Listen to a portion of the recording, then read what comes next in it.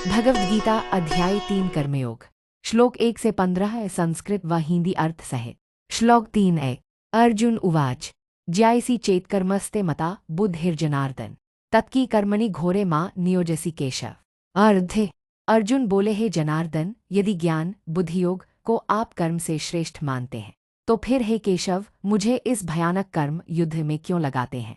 श्लोक 3 व्यामिश्रणेव वाक्यन बुद्धि मोहसीव में तदेकन वद निश्चित्य येन श्रेयोहमाप्नुयाम्।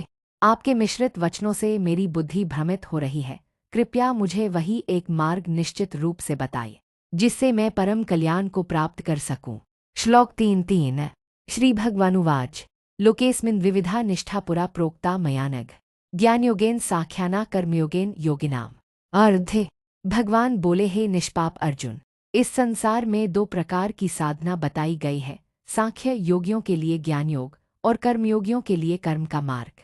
श्लोक 3 न कर्मणाम नान्भान नैष्कर्म्यन पुरुषोष्णुते न च संन्यासनादेव सिद्धि समधिगच्छति। कर्म न करने से कोई निष्कर्मता मोक्ष को नहीं प्राप्त करता और केवल संन्यास लेने से सिद्धि नहीं मिलती।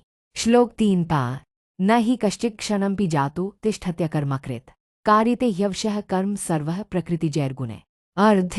कोई भी व्यक्ति क्षणभर भी बिना कर्म किए नहीं रह सकता, प्रकृति के गुणों से प्रेरित होकर सब जीव अपने अपने कर्म करते रहते हैं। श्लोक 3 कर्मेन्द्रियाणि संयम्य य आस्ते मनसा स्मरन् इंद्रियार्थान् विमूढ़ात्मा मिथ्याचारः स उच्यते। जो व्यक्ति बाहर से इंद्रियों को रोककर बैठता है परंतु मन में इंद्रिय विषयों का चिंतन करता है, वह मिथ्याचारी कहलाता है। श्लोक 3 यस्त्विन्द्रियाणि मनसा निम्यार्पतेर्जुन कर्मेन्द्रिय कर्मयोगमसक्तः स विशिष्यते। हे अर्जुन, जो मन से इंद्रियों को वश में करके आसक्ति रहित होकर कर्मयोग का पालन करता है वही श्रेष्ठ है। श्लोक 3 नियतन कुरु कर्म त्वं कर्म ज्यायो ह्यकर्मणः शरीर यात्रापि चते न प्रसिद्धेद कर्मणा। अपने नियत कर्म का पालन करो, क्योंकि कर्म अकर्म कर्म न करने से श्रेष्ठ है। कर्म के बिना तो तुम्हारी शारीरिक यात्रा भी सफल नहीं हो सकती। श्लोक 3 यज्ञार्थात् कर्मणोऽन्यत्र लोकोयन कर्म बंधने तदर्थन कर्म कौन्तेय मुक्त संज्ञा समाचर। यज्ञ ईश्वर के लिए किए गए कर्म से बंधन नहीं होता परंतु अन्य कार्य बंधन का कारण बनते हैं, इसलिए हे कुंती पुत्र, आसक्ति रहित होकर यज्ञ के लिए कर्म करो। श्लोक 3 सहज्ञाः प्रजाः सृष्ट्वा पुरोवाच प्रजाप्ति अनेन प्रस्विष्य धमेश वोस्त्विष्टकामधुक्। सृष्टिकर्ता ब्रह्मा ने प्रजा की उत्पत्ति के साथ ही यज्ञ की रचना की और कहा, तुम यज्ञ द्वारा ही बढ़ोगे, यही यज्ञ तुम्हारी समस्त इच्छाओं को पूर्ण करने वाला होगा। श्लोक 3 देवान् भावयितानेन ते देवा भावयन्तु वा परस्परं भावयन्तः श्रेय परमवाप्स्यत्। तुम यज्ञ द्वारा देवताओं का पोषण करो और देवता तुम्हारा पोषण करेंगे, इस प्रकार परस्पर सहयोग से तुम परम कल्याण को प्राप्त करोगे। श्लोक 3 इष्टान् भोगान् हि वो देवा दास्यन्ते यज्ञभाविता तैर्दत्तान् प्रदायेभ्यो यो भुङ्क्तिस्तेन एव सः।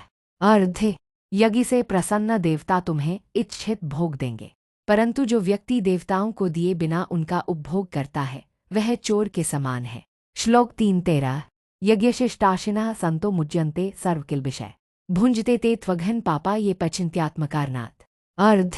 यज्ञ के अवशेष से भोजन करने वाले पापों से मुक्त हो जाते हैं, परंतु केवल अपने लिए भोजन बनाने वाले पाप का ही भक्षण करते हैं।